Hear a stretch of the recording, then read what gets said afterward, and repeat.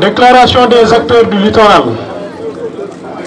S'étendant sur 700 km, le littoral du Sénégal correspond à la façade maritime de 6 régions administratives. Ces écosystèmes très diversifiés, estuaires, niayes, lagunes, mangroves, dunes littorales, en font une zone particulièrement attractive pour le développement des activités socio-économiques.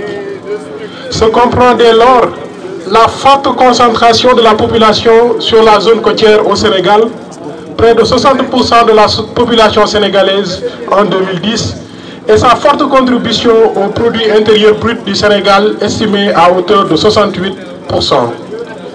Malheureusement, depuis quelques années, le littoral, surtout dans sa partie dakaroise, est victime de la voracité de la mafia foncière. Celle-ci, au nom d'une proximité étroite avec les pouvoirs publics, a réussi à s'approprier en toute illégalité de cet espace aux antipodes des lois et règlements régissant le domaine public maritime.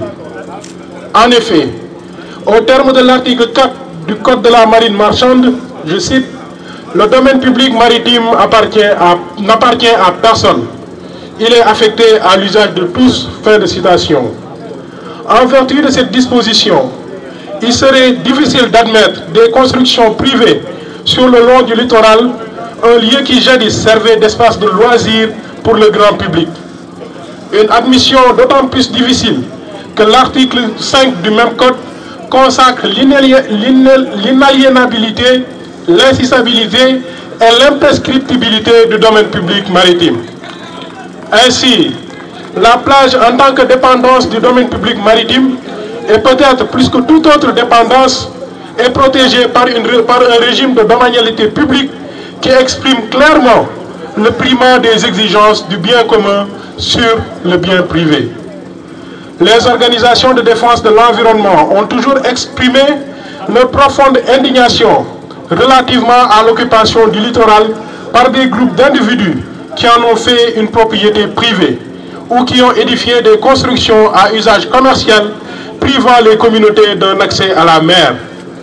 Malgré les diverses formes de dénonciation, les autorités étatiques et locales ont toujours fait preuve d'une certaine faiblesse dans la réaction, confortant les organisations dans leur conviction que pour arrêter ces occupations du domaine public maritime, il faut impérativement maintenir les actions d'alerte, de dénonciation, d'éveil citoyen, de proposition d'alternatives.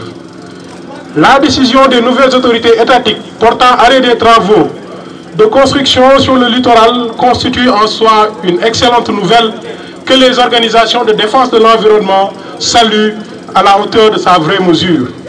Et nous exprimons notre profonde gratitude et reconnaissance à l'endroit de Monsieur le Président de la République, Son Excellence Monsieur Bassirou Diomaye Diakhar Faye, pour son engagement à redonner au littoral son lustre d'antan, loin de ces agressions multiformes auxquelles il est sujet actuellement.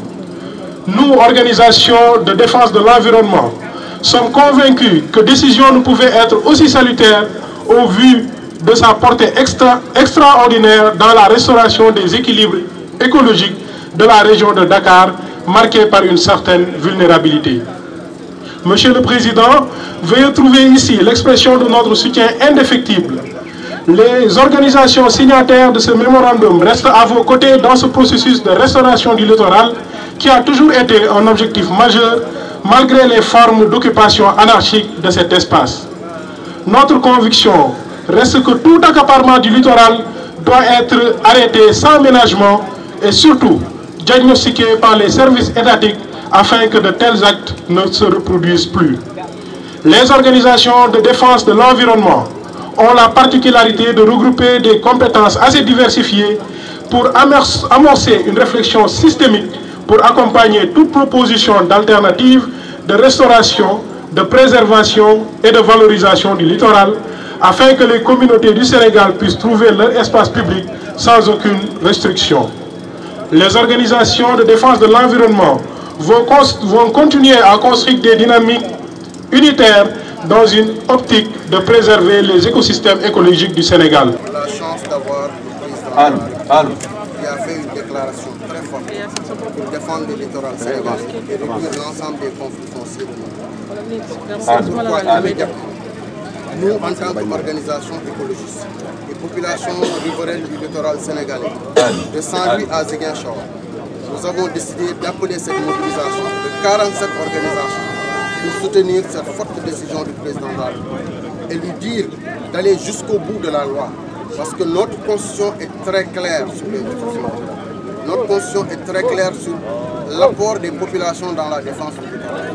Les différents codes que nous avons, le code de l'environnement, le code de la marine marchande, le code de l'urbanisme sont très clairs sur le domaine public maritime qui, comme on le dit, n'appartient à personne. Son usage est affecté à tous. Il faudrait que nous, populations, on soutienne le président à veiller à ce que l'ensemble des Sénégalais, l'ensemble des Dakarois puissent profiter de ce littoral. Personne ne peut aller se baigner dans une mer non polluée à Dakar. Personne n'a plus accès aux plages. Or, la loi est claire. Le code de l'environnement, dans plusieurs de ses dispositions, dit que le littoral appartient à tous. Il faudrait qu'on continue à profiter de ce littoral qui ne doit pas être l'apanage exclusif de certains nantis, de certaines personnes qui ont acquis des titres d'une manière induite. Pour acquérir un titre sur le domaine public maritime, la seule commission de contrôle des opérations domaniales ne suffit pas. Il faudrait impérativement l'avis de la commission compétente qui est là. Il faut impérativement une délibération de la ville de Dakar. Il faut impérativement une étude d'impact environnemental. Or, l'ensemble de ces bâtiments, quelle que soit leur nature, ne respectent pas ces dispositions réglementaires.